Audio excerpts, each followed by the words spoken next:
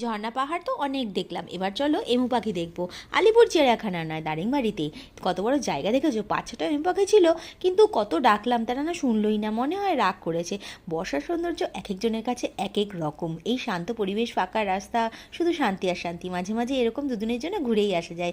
এরকম সবুজ পাহাড়, সাথে বৃষ্টি, মন উতলা, উফ, কবি কবি ভাব লাগছে তো। এটা হলো তপ্তপাণি মন্দির, এখানে শিবের 10 হাত, আর জল দেখেছো টকপক করে ফুটছে। এবার চলো তাড়াতাড়ি টেম্পলটা পুরো ঘুরে আসি। বৃষ্টি কিন্তু পড়েই চলেছে, সামনে অনেক বড় জায়গা আর অনেক দোকান, সেখান থেকে তোমরা পুজোর সামগ্রী কিনে নিতে পারবে। বাসে করে পাহাড়ে উঠতে হবে তো। মন্দির কিন্তু সেই পাহাড়ের ওপরে, টিকিট মাত্র 30 টাকা। দেখো বাস ভর্তি লোকজন, বাসে উঠে পড়লাম আর বাসও ছুটে চললো। দেন আমরা পৌঁছে গেলাম মন্দিরে। মন্দির চত্বর কিন্তু বিশাল বড়, কিন্তু বৃষ্টির কারণে যেটুকু ভিডিও পেরেছি সেটুকুই তোমাদের জন্য করেছি।